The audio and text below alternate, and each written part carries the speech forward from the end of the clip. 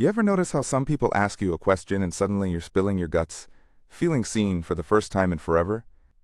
And then there's that other person who asks 20 questions, and you want to fake a phone call to escape? The difference isn't what they're asking, it's how they're asking. Most people use questions like weapons or checklists.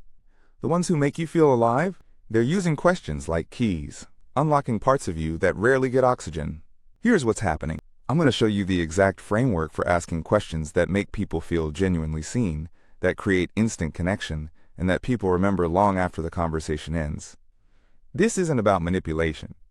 It's about curiosity that actually gives a damn. Let's get into it. The problem: you're interrogating, not connecting. Most of your questions are killing the vibe, and you don't even know it. You ask someone what they do, where they're from, how long they've lived here. It feels like you're filling out a form. They answer on autopilot because they've answered these same questions 1,000 times. There's no spark, because you're collecting data, not creating connection. Here's the shift. Stop asking questions that have been asked before. Stop asking things that can be answered with facts. Your coworker tells you they went to Boston for the weekend. You ask, how was it? Dead end. Your friend mentions they're switching careers. You ask, what are you doing now? Boring. Your date says they love hiking. You ask, where do you hike? Nobody's remembering that conversation. The questions that make people love you dig into the why and the how they feel, not the what and the where. They make people think for a second before answering. They reveal character, not credentials. Strategy 1, ask about decisions, not facts. Here's what to do. When someone tells you something they did, skip the surface details and ask about the decision behind it. Don't ask what happened. Ask why they chose it, or how they knew it was right. Here are some examples. Your friend mentions they quit their job. Don't ask what they're doing next. Ask, what was the moment you knew you had to leave? Your sister says she's moving across the country. Skip asking where. Ask, what are you hoping feels different when you get there? Someone tells you they started therapy. Don't ask how it's going. Ask, what made you finally decide to start? You're aiming for the story behind the story. You're giving them permission to share the real stuff, the inner experience, not just the external facts. This works because people are starving to talk about their internal world, but most questions keep them trapped in the boring external stuff. When you ask about decisions, you're saying, I care about how you think, not just what you did. Strategy 2, ask about feelings in disguise. Most people freeze when you directly ask, how did that make you feel? It's too therapy speak. It puts them on the spot. Instead, ask about feelings without using the word feelings. Try these. What's been on your mind about that? Or what's the best part and what's the scary part? Or what surprised you most? These questions access emotion without making it weird. Your friend tells you they're getting married. Instead of, are you excited? Ask, what's hitting you most as it gets closer? Your coworker mentions their kids started school.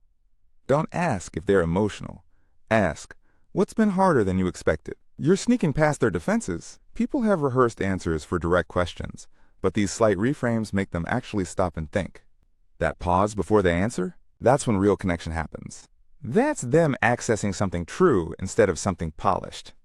Strategy 3, use the follow-up that shows you're actually listening. Here's where most people completely blow it. They ask a decent first question, get a good answer, then pivot to something totally different. It's like saying, cool story, and walking away. The magic isn't in your first question. It's in how you follow up. Use their exact words back to them in your next question. Your friend says, I'm trying to figure out what I actually want. Don't switch topics. Ask, what makes that hard to figure out? Or, when's the last time you knew what you wanted? Someone says, I'm feeling stuck. Ask, what does stuck feel like for you? Or, what would unstuck look like? This works because you're building on what they gave you instead of waiting for your turn to talk. Your brain wants to share your similar story or offer advice. Resist. Stay curious about their experience for one more question. Then one more.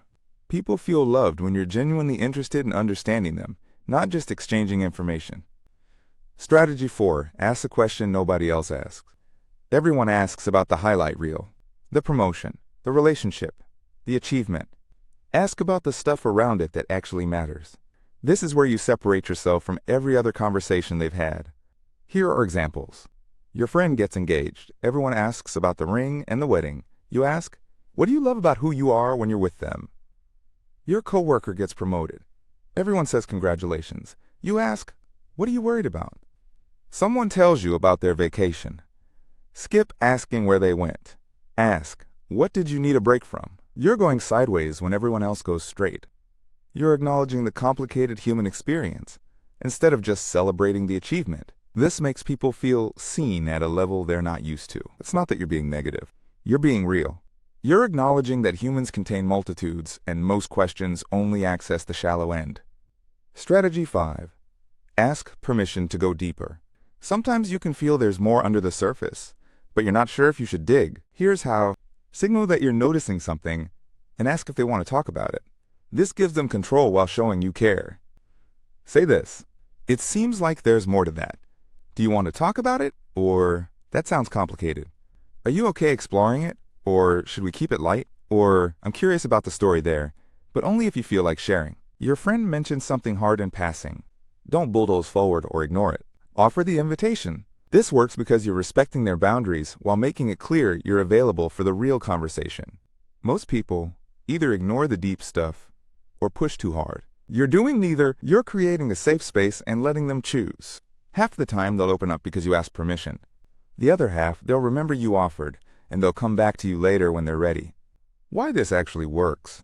Your brain is wired to remember how people make you feel, not what they said. When you ask questions like this, you're making people feel genuinely seen. You're showing them their internal experience matters to you. That's rare. Most conversations are just people waiting for their turn to talk or collecting surface information.